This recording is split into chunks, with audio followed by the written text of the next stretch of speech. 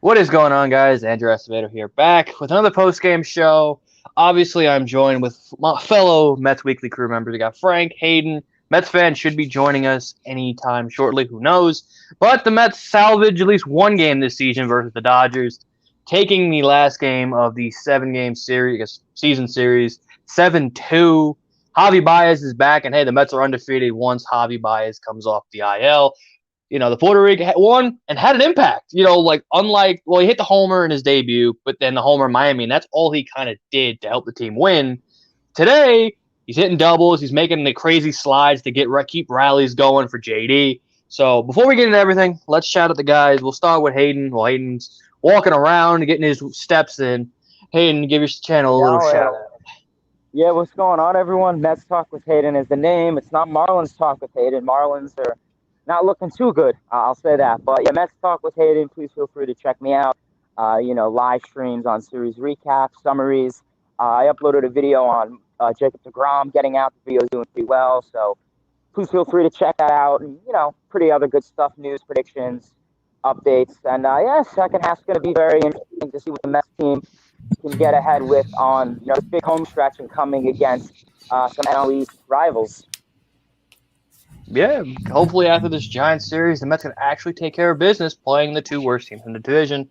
Again, joined by Frank about sports. Frank, what's going on? What is up? It was nice to see 7 runs on the scoreboard. I mean, that's to be the first time in like 7 weeks. So, I mean, you'll definitely take that for once. And the pitching held up there into the bargain because, I said when the Mets actually scored some runs, they give up too many runs on the other. So this time you had the complete package, offense and pitching. I have a video coming out this week about a certain Mets player, so stay tuned for that. But thank you for having me, Andrew. Let's talk about this here game. And coming in a little bit late, pulling the Tony Metro. Yeah. We got Mets fan. What's going on, Mets fan? Yeah, man, dude, we won the game. I forgot how this feeling. I don't know how, man. I don't even know how to say it. Stroh pitched great.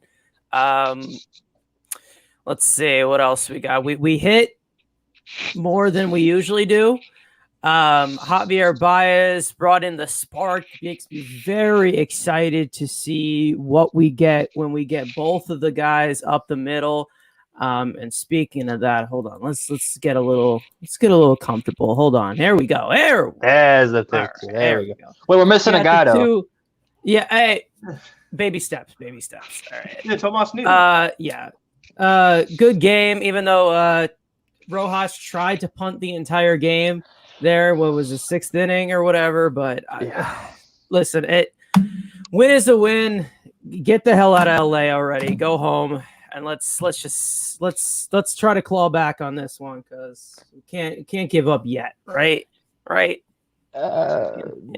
Look at Mets Twitter and definitely don't look at my Twitter. Besides the point, let's start with some good before we get into that debacle of the Stroman AB. Let's talk about Marcus Stroman on the mound. A big game the Mets needed. They gave him an early 3-1 lead. The offense showed up a little bit. Javi, obviously, first AB gets an RBI double. D. Sarcina actually sent people for once. And the Mets had an early 3-0 lead. I guess I'll start with Frank. Stroman on the mound and early offense from the Mets.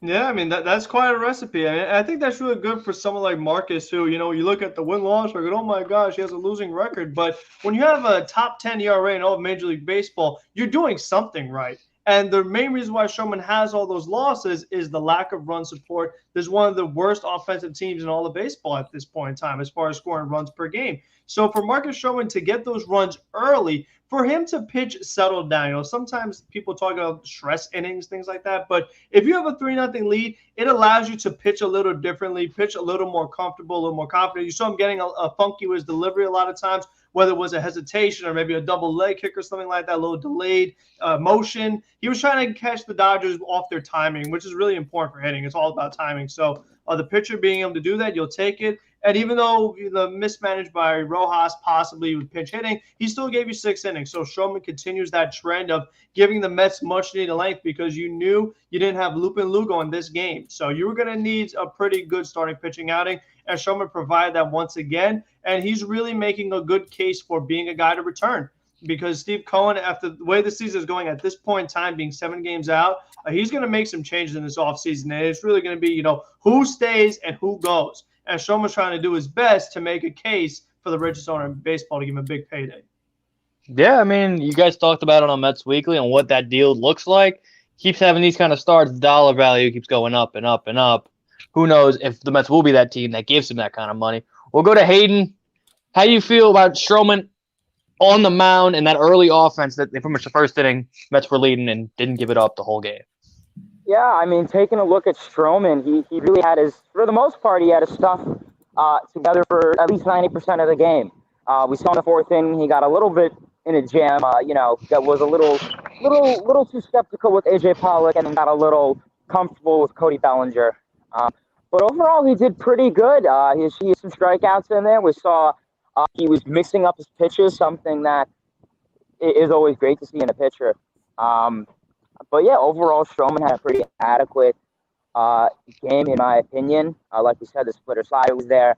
He did give up some hard contact. To guys like Trey Turner in the Dodgers lineup, but the Dodgers are just such an elite team, so it's really nothing too concerning. But yeah, we saw the fly ball to ground ball ratio was definitely favoring the ground ball, but he had some strikeouts in there. He mixed up his pitches, and he got offense. I don't know if you wanted me to get into the offense. But the offense was great. Going into this first inning, going 2 for 3 with runners in scoring position, it's like, is this real life? We haven't seen, this team get 3 runs in the first inning or even on the road since when, like 10 years?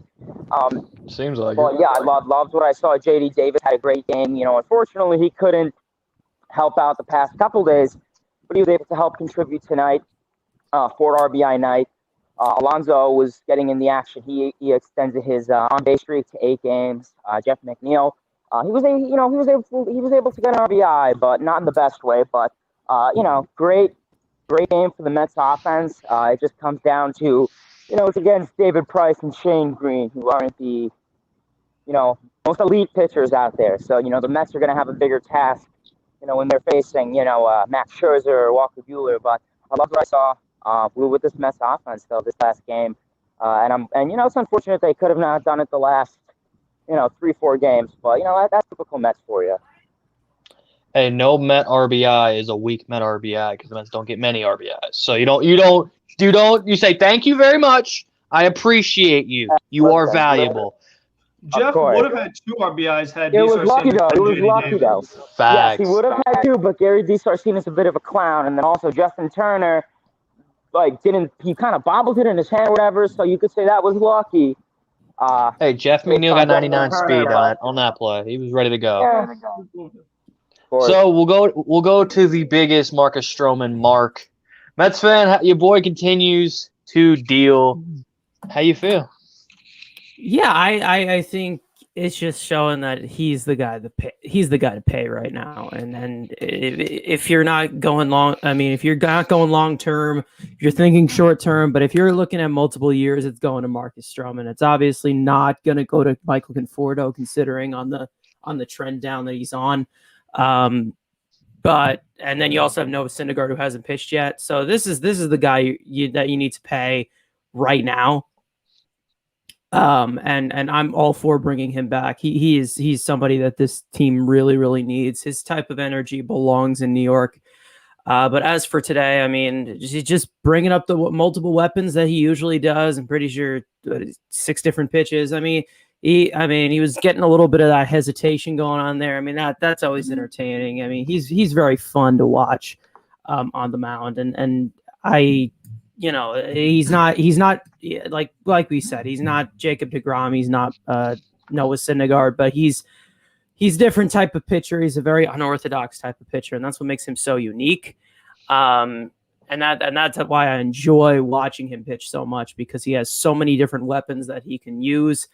It wasn't perfect, but 6 innings, a 2-run ball, I'll definitely take, especially coming out of a horrible road trip that we've had. And a Dodgers from team San that was on, Francisco and what LA. was it, a 9-game winning streak or something like that? The Dodgers had one in a row. Yeah. So, I mean, he wasn't going up against a crappy offense by any means. So, No. 6 innings, 2 runs is one thing. But we do against this Dodger lineup, and you hold that top of the order, Justin Turner, Trey Turner, Max Muncy, keep those guys in check, and then you can handle the rest of the Dodgers. And they did that really well today.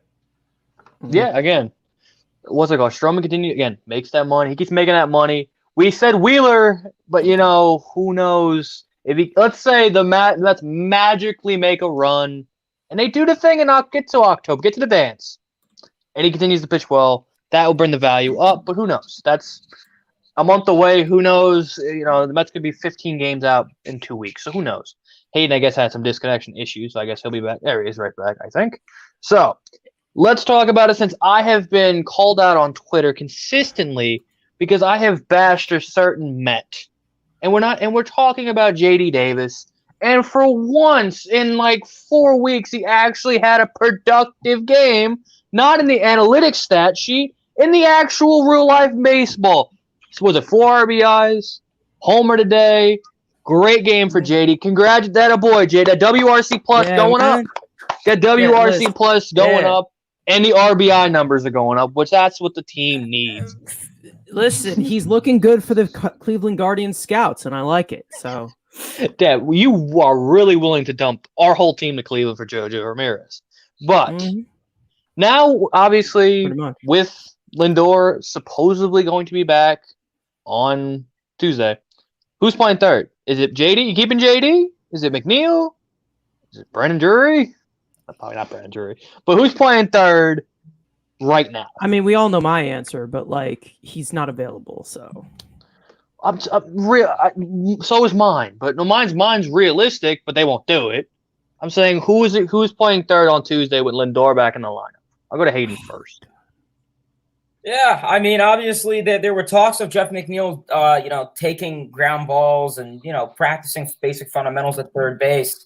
And we all know how I feel about that. I was a very big advocate for him to play second base, and then I kind of saw this Mets really have a big slump in offense and just getting wins and stuff. And then I kind of just said, whatever can get this team wins, honestly, go for it at this rate. If the Mets could somehow be productive, I'd rather have Jeff McNeil's arm in left field than Dom Smith. You have a struggling Dom Smith, and it's come to the point where we're over the 100-game mark, and Dom Smith, he's not an everyday ball player. I mean, he's only played a total of, he played 60 games last year, and overall, he's not an everyday player. So I think he's starting to get back into that style of being more of a bench guy.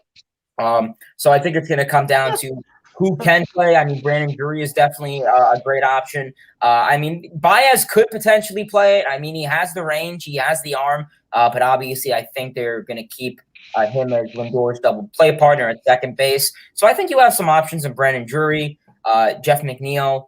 JD Davis could still definitely play there for the meantime. We'll see how he does. He had a nice game today, 4 RBIs, very productive there. So hopefully someone can get settled down at third base. And I think definitely third base is a position that will be addressed during the offseason, I believe. Yeah, they've already made it clear, they're going to have to replace Michael Conforto, and then they've been trying to replace JD Davis for a year and a half now. So, Frank, you're Luis Rojas. I know that's a punishment, but who is playing third base on Tuesday? On Tuesday, it is going to be J.D. Davis, and Jeff McNeil is going to be playing left field. I think that Dominic Smith, he's been struggling a lot recently, and they said he's got a couple of injuries, and especially one with a wrist. And if you're a hitter, you cannot have any kind of wrist injury. That is really a tough thing to hit when you got a bad wrist. So I think let Dom Smith get healthy. If you have to put him on 10-day IL, so be it. If you're going to have Lindor back in the mix, you're going to have Baez back in the mix, and just have everybody in a position they're comfortable with, because I feel a lot better with Jeff McNeil in left field than I do in third base. I keep J.D. Davis' bat in the lineup. I can keep Lindor short. Baez can play very good second base. So I think that it just makes the best sense for both ways, offensively and defensively. And then if Dom Smith comes back and he's hitting well again, that's great. But if he's not, and this lineup has worked with JD at third, Jeff McNeil left field, you could just keep it that way.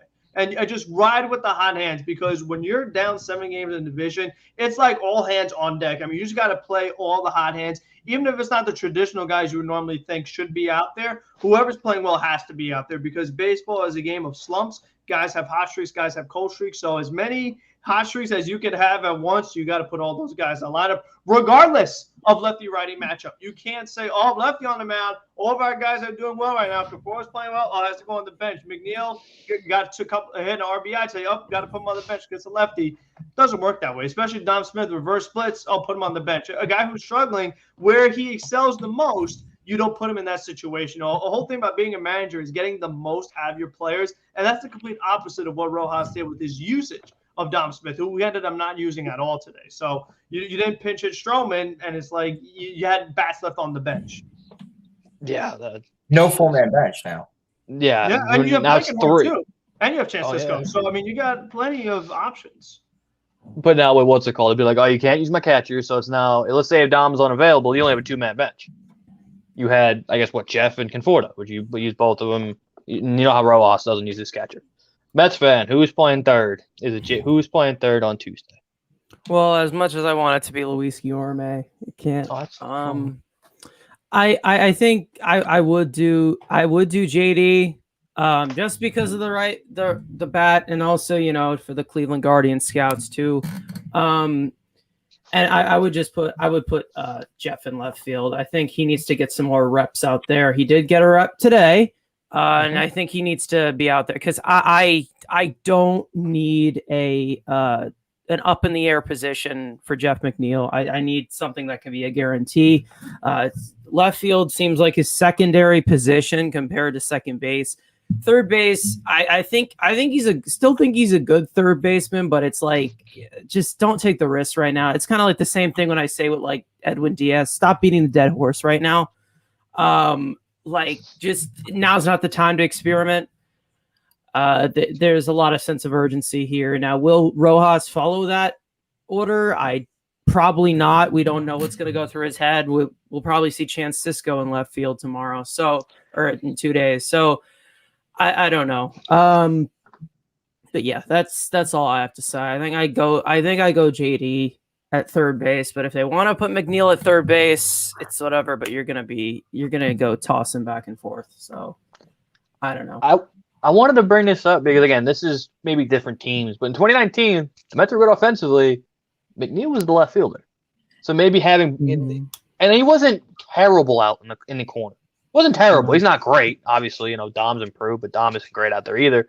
But again, maybe some wakes Jeff up. JD. He is better than JD. I mean, everything. He was better than JD in left field. I mean, I think he's probably better than Dom also as far as range. Yeah. Because Dom's in the first percentile in OAA. Like, it's almost impossible to be worse than Dom out there as far as range. And we saw Jeff track down some good balls in left field, especially that play he got hurt with David Pearson against the Nationals, going right into the wall, a crazy play. But he could move around a little bit. And like you said, hey, his arm is definitely stronger in left field than Dom Smith, for sure. Yeah.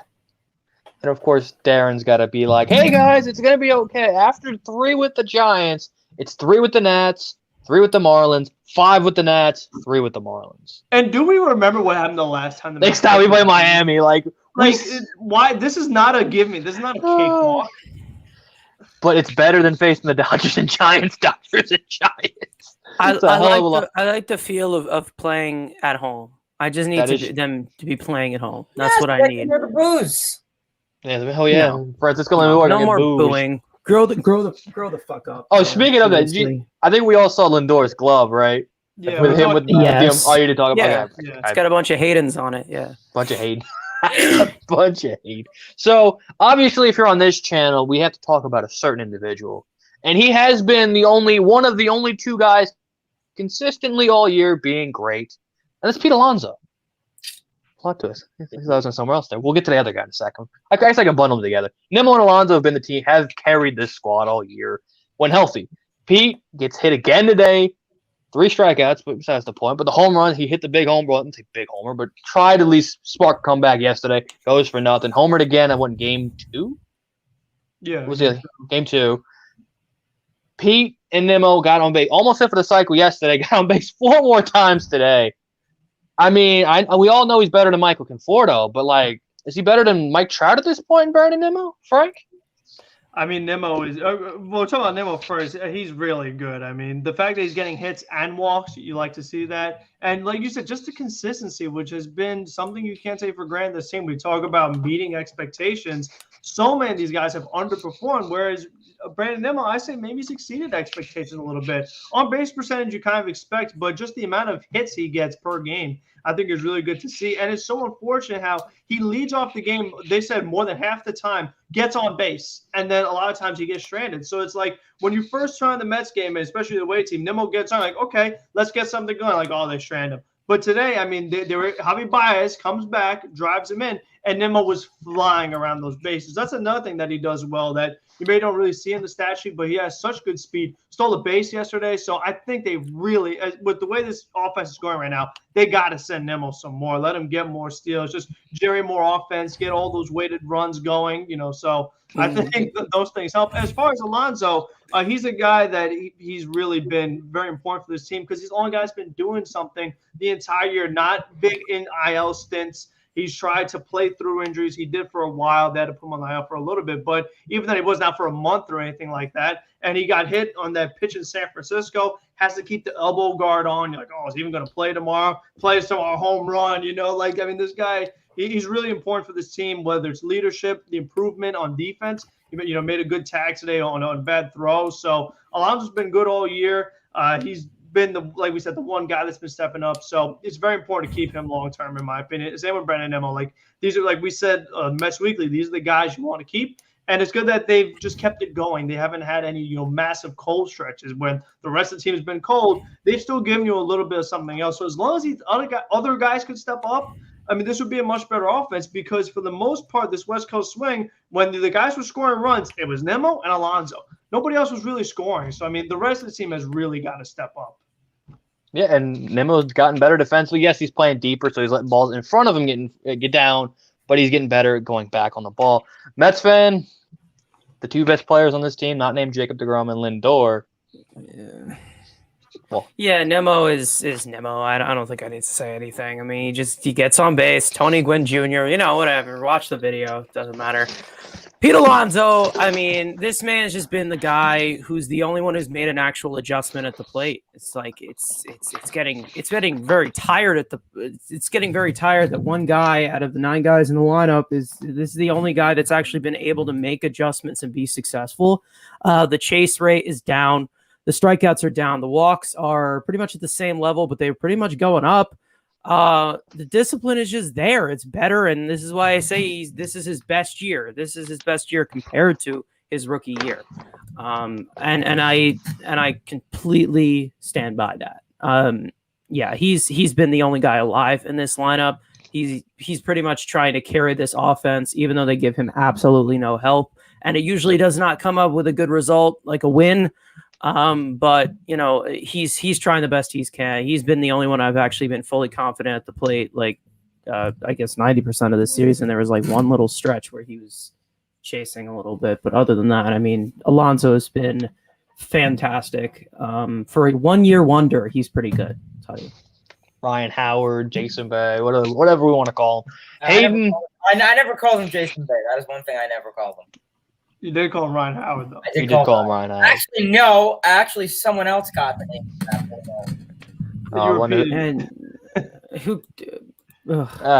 Hayden with his comparisons, man. So your boy Pete and them continue to kill it. Yeah. As a person who owns 3 Pete Alonso jerseys, I don't know if you were here for the Thursday episode. I put in the chat, biggest waste of money, but besides well, whatever, it's cool. But pretty much it. I mean, Nimmo is pretty basic. We all know Nimmo. He gets on base, whether it's hit by pitch, which we really haven't been seeing a lot of. Walks, which have been going up to an extent. He is tied with Pete Alonso for the most walks in the Mets team at 44. So whether it's a walk, it was out for months the other way, a batter hit the other way, home run, he gets on base. And then it's kind of like the repeating cycle. Nimmo gets on base, and then Alonso hits a home run. So it's literally those two guys. Just have Nimmo, Alonso, Nimmo, Alonso, Nimmo, Alonso, and if two of them are on base, just pitch hit for them. But like realistically, I've been loving what I've been seeing out of Nimmo. Defensively, I forgot. I think it was Andrew. You brought it up. He's playing more back in the warning track, which has its pros and cons. We saw he did rob a home run in the Pittsburgh series. But then if you're facing a team like the Dodgers who hit the ball a lot to center field, that's going to be an issue, especially in a playoff game in that scenario. So hopefully he could try to figure out, not to play super deep on the warning track. He has speed, but, he's not going to be like Trey Turner sprinting in and, 300 feet.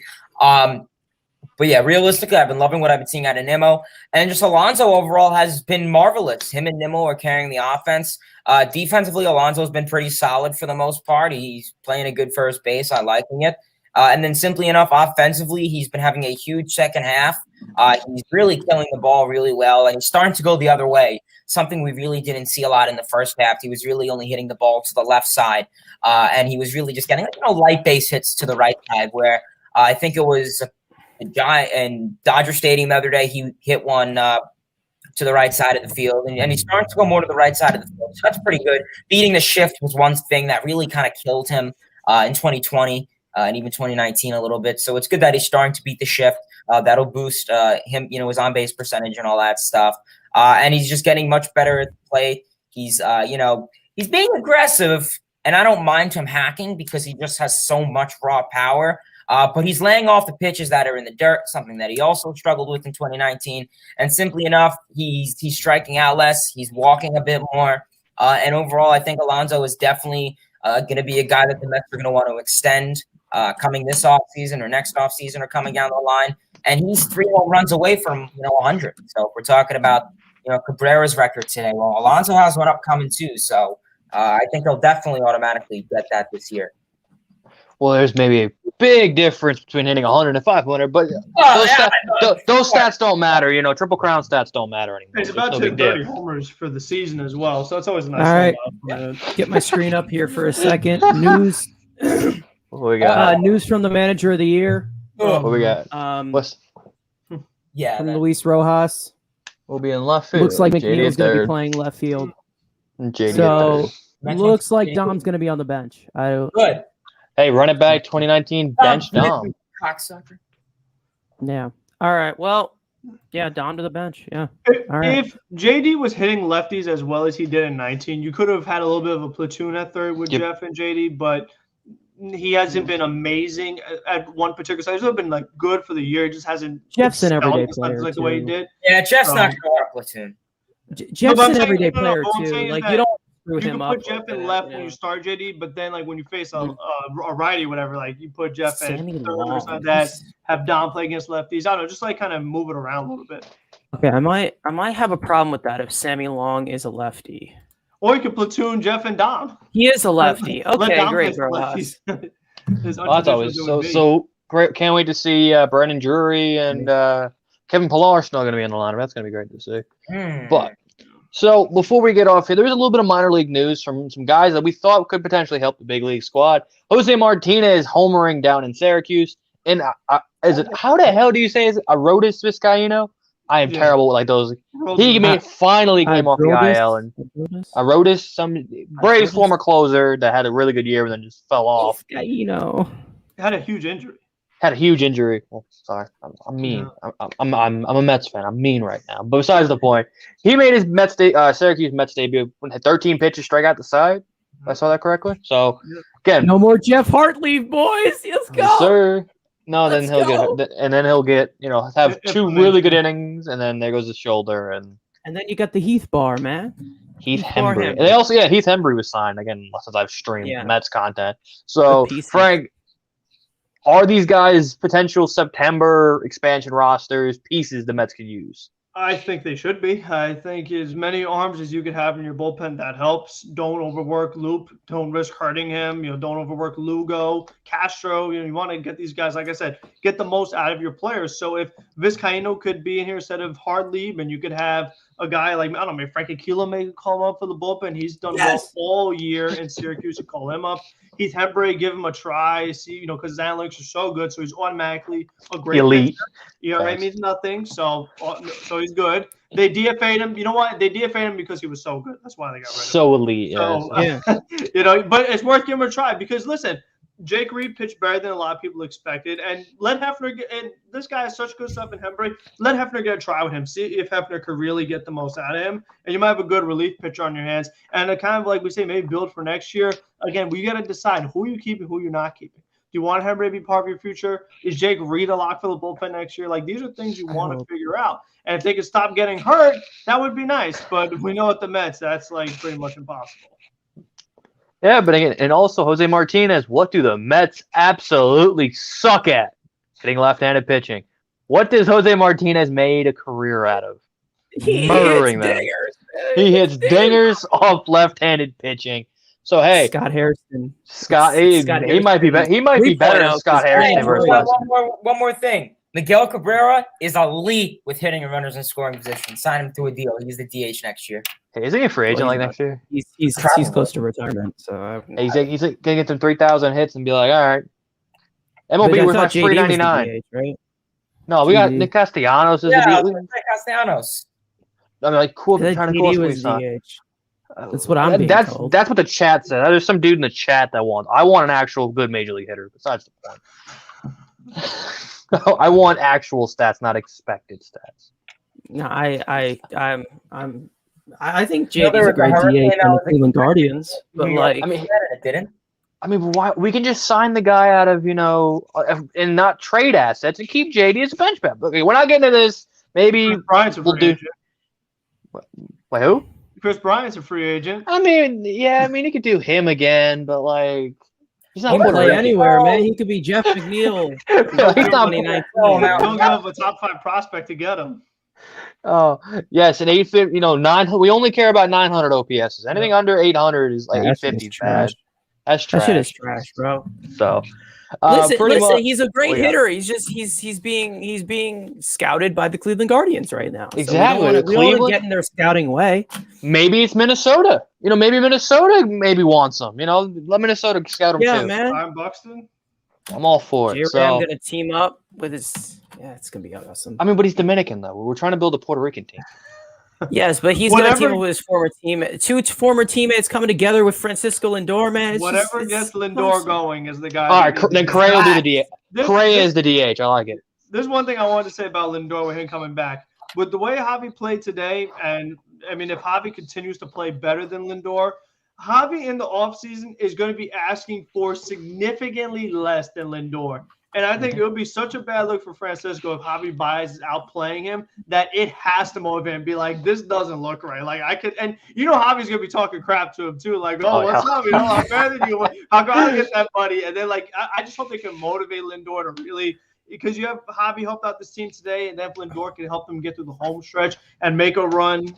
It'll just be good to see something out of him that you paid all this money. You see something in a Mets uniform. It'd be a really good close to the season. That's what we've been missing in this lineup. We need the guy to just bring all the guys together and glue it together. We saw how we went through so many injuries. I even saw it. I went to a game against the Rockies. It was a freaking doubleheader. I literally got to see guys freaking Patrick Mazeika start at first base, and then I've seen Brandon Drury. I saw Cameron Maybin. We were hurting, but we were still winning. It kept us in first place.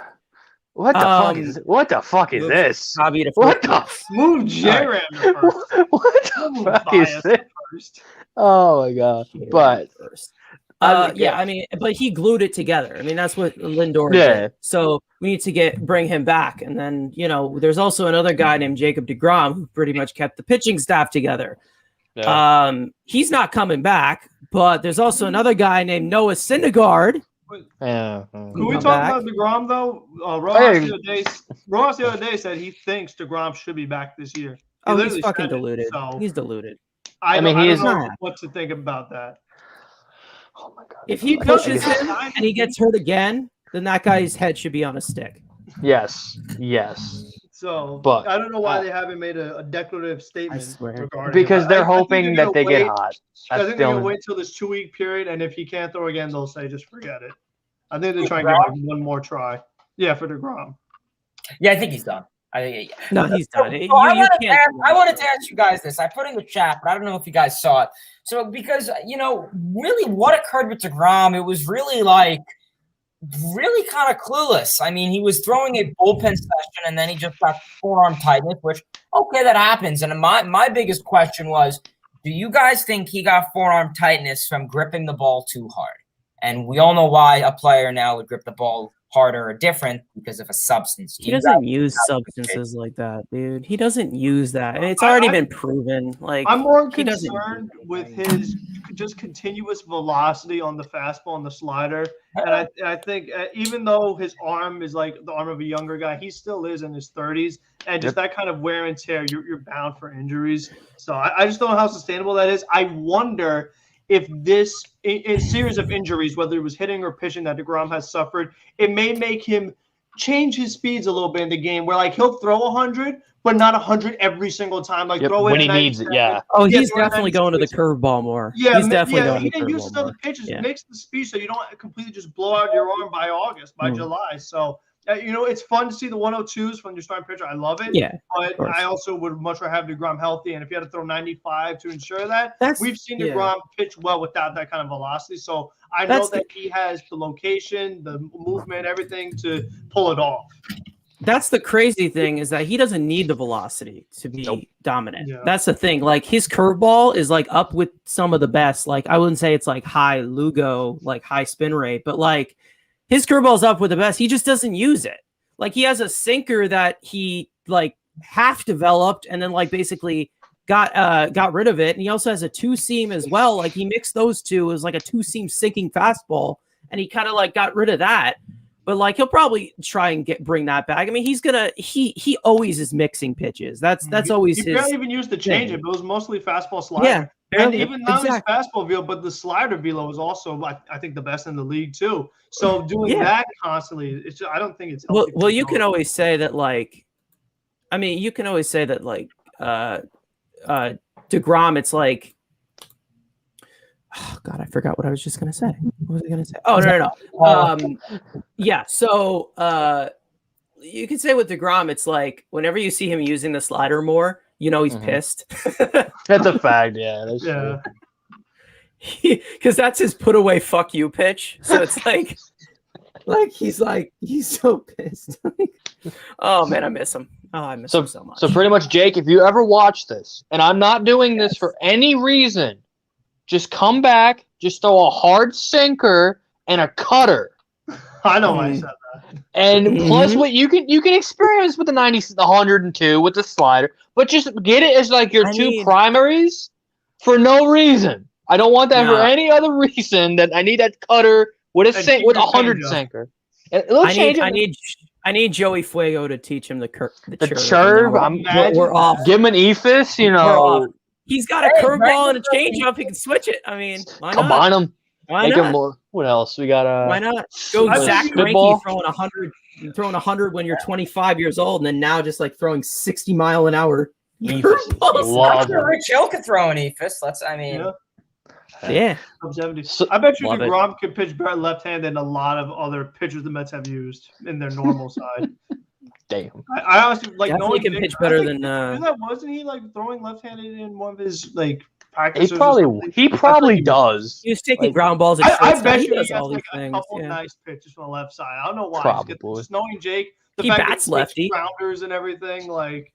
He bats lefty, so why not? He does bro, imagine him being Pat Venditti. That would be crazy. That'd be absolutely going to DeGrom like to come back. He just starts throwing left. Insanity. That's like Walker was batting left-handed now to prevent injury. Yeah, I don't. That's pretty interesting. So. Another reason why there should not be pitchers hitting. It just gets ridiculous. Back in my day, when a pitcher swing didn't always get hurt. So these guys are just very brittle nowadays. Too much weightlifting, not enough stretching and hydration. Yeah, they're wusses, man. They need to get down broccoli. These guys are wusses. I can't. At this point, I can't. So obviously, I think we've reached the part where we've gotten everything out. Mets win. Giants.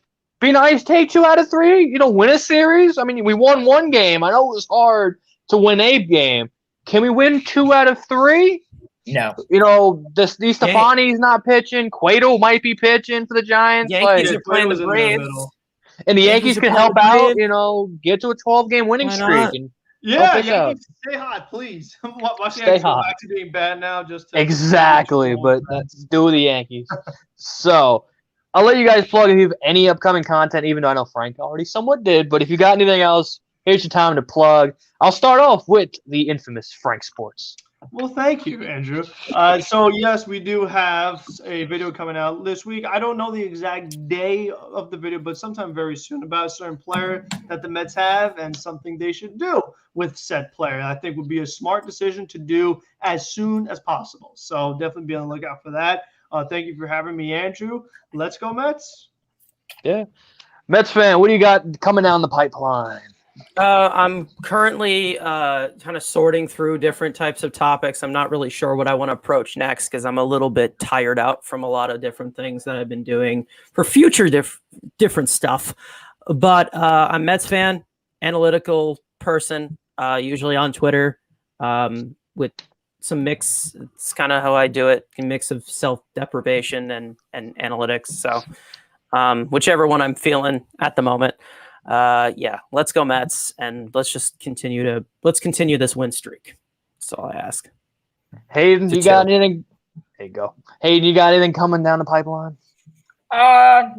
Typically live streams coming ahead. We will see how that goes. I did upload a video in regards to Jacob deGrom. Did pretty well, so if you guys could check that out, please do. But yeah, otherwise that's really it. Nothing crazy coming up. You're spoiling my content, Frank. Jesus. Obviously, all these guys are linked down below. Now, my boring spiel. Like I said, I uploaded a CM Punk video because I'm going to go full nerd for about 30 seconds. Sorry, guys. Uploaded a CM Punk video yesterday. Probably going to do a whole recap of this whole weekend. SummerSlam, NXT tonight, as I'm watching it right now. We'll get to that. Mets content. Oh, Lord. What do I want to talk about the Mets? Maybe I'll do these. I do these once a week, maybe twice. Maybe they start winning. Maybe I'll do more of these because these are fun. More fun doing them after a win than a loss. Even though a good rant is needed once in a while. But MLB The Show stuff, always coming. Probably another stream, MLB, maybe tonight, maybe tomorrow. I'm almost done with the BR program. So after I get the BR program done, I will go live or debut somebody. So thank you guys for watching. Be sure to, again, follow me on Twitter. And all these guys' channels are linked in the description below. And I will see you guys in the next video. Peace.